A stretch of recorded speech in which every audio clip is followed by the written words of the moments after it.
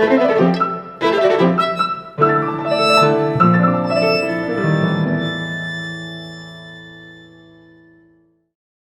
name is Liam Blunt, and the title of this piece is Basket of Stones.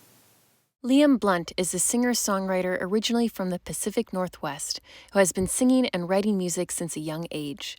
Liam learned how to record and produce music in college, but his true love will always be acoustic, as guitars are easy to carry.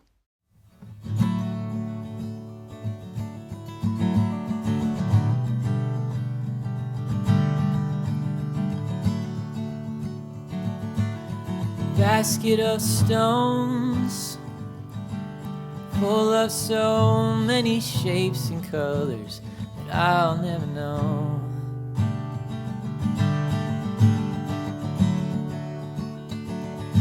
How does the stream smooth out so many rough and jagged things?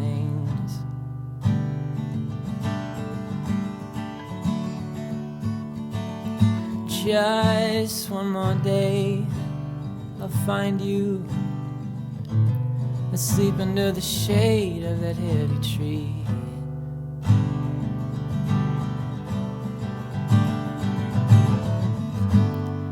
Do you ever wanna go home, but you don't know which way to go?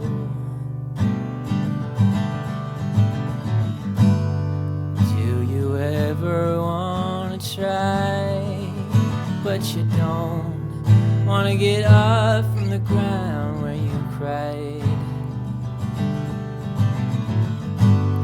Do you ever dream in color, or only in black and white?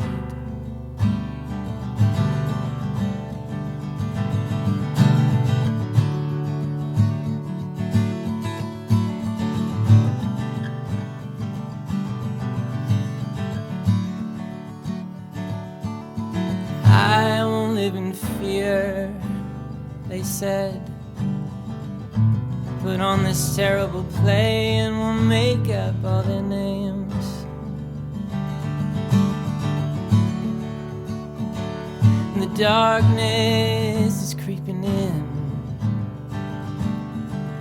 whispering in my ear things I don't wanna hear.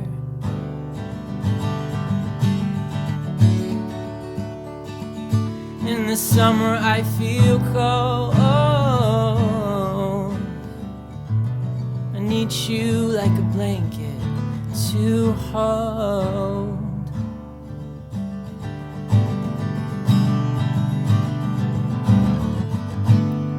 Do you ever wanna go home, but you don't know which way to go?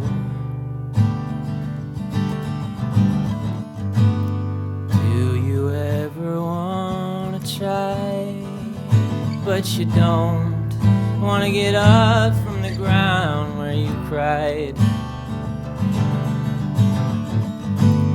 Do you ever dream in color, or only in black and white?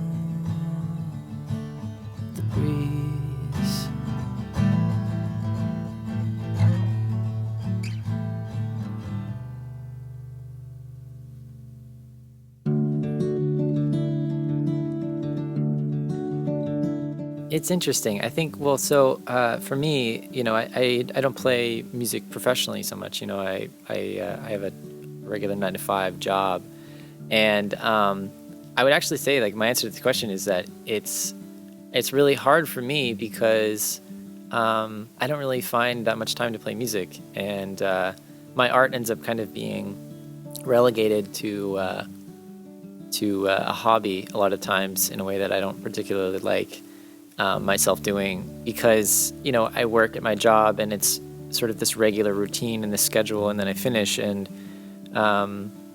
I'm sort of stressed or tired from the day, or there's just all this terrible news coming out, and so I often want to just sort of distract myself with TV shows and video games and stuff that I like doing. But the art is something that's like it brings me joy, but it's almost like sometimes I have to be in this one headspace, and in the last couple of years it's been really hard to be in the space where it's like I want to create something, I want to do something creative and emotional and fun. It's hard to kind of do that. So I feel like I would have more to say if I did more gigs about live performances and so on, but I don't. So that's all I have to say. I actually moved here. I was a volunteer teacher in 2018 in a small village in northern Namibia. And when I came home, I really wanted to work in international development. And that whole field is here, only really in DC. All of the big firms, all the big nonprofits, USAID, the government funders, they're all here. So I was just living at home trying to move here for work. And when I finally did, I was like an intern. I had no money, and then I got my first job, and COVID hit like 2 months later. So I basically moved here to work in this field, and because it's such an international city, there's a lot of international development, but also just international exchange and all kinds of things like that. I mean, a lot of my friends, my girlfriend, are from another country, have visas to be here. So that's kind of what brought me here. And, I still enjoy the city, but I think if it wasn't for the work, I don't know if I would have been like, DC, let me move there, just because it was so far away from home. I think my favorite thing about being an artist is that it gives me a language, sort of like a means of expression where I can say things that I don't have the words to say otherwise. I can't vocalize to anybody, no matter how much time I have, no matter how comfortable I am with them, certain things that I feel about myself or about the world around me or about the people around me. But I can write a song about it, because when I write a song about it, I don't sit down and write very literal things. Sometimes I do, like in short spurts, but it's mostly things that sort of are swelling up inside me in some, way that I can't describe.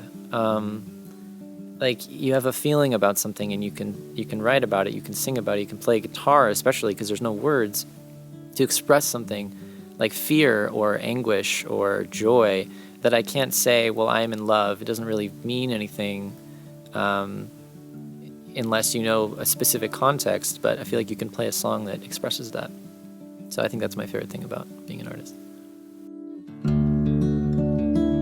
Yeah, it's a kind of a mixture of things. It's inspired in part by my girlfriend Pebbles. We had only been dating for, I can't remember, only a short period of time when I started writing this. The first verse is inspired by her name, because her name is Pebbles, and so I sort of thought that was fun, like wordplay with the first verse, where I talk about a basket of stones, full of many shapes and colors that I'll never know, ground down by the stream to be all polished and round and perfect. But it sort of alludes to this fact that she was someone who I thought, there's this sort of way about her that I knew before I started dating her, but then once we started dating and we were spending a lot of time together, I realized there's like many, many more layers to her, and she was very complex, and so I was sort of writing about that. And then, as I do with many songs, I got into the chorus and into the second verse, and into the outro, and started to sort of explore more and more of like the situation, the emotional and physical and political situation that I was in. And the chorus is about that feeling of like not having a sense of groundedness, not having like a home to go back to. That line of do you ever want to go home but you don't know where to go, is basically the idea of like homesickness, but for a place that you can't really put your finger on. You couldn't point to a place on the map and say, this is where I want to go. It's more of like something that you're missing inside yourself. And then the second verse is kind of a little bit about COVID and just like all of the theater and the craziness and the fear and how much it changed people and how much it brought out in people. So it was sort of like that, where it was like a little bit of like a funny combination of like talking about a person and then talking about the world and then talking about myself, I guess. And I guess songs tend to be like that in some ways. And then the guitar part in the outro is, as I kind of talked about earlier, it's like an expression of something, like a yearning for something deeper, something beyond whatever I was in at the moment, which was a lot of sort of anxiety, I guess, about COVID and everything else. So it's like a little bit of escapism, I feel like, when I get to play guitar really loud. So it's influenced my work primarily by making it not exist. There's been like a lot of times in which I sat down to play and I wanted to write something and I just couldn't really do it. I couldn't make something, like when I write a song, I just basically I'll find like a riff or a melody, but usually a riff on my guitar, and I'll kind of playing it in like a loop, and then the words will just sort of come out of my mouth. I just sing whenever things make sense, and then half those words end up getting scrapped in the end, and I only write down the good ones. But COVID was like, there wasn't anything there. There wasn't anything like that I wanted to just write about that was just springing out of me and going onto the page. It's been very challenging to want to write anything. And anything that I have written, I feel like it's been a lot more like literal. This song, a little bit so, but I've written other ones too where I just never feel comfortable playing them for people because I realize these lyrics are just like I'm writing like a sad story and then just giving it to someone. I guess just because there's so much less of that feeling of like the world is a big mystery and more of this feeling of like the world is a big disaster. And that made the artistic process less and probably less creative. So, yeah.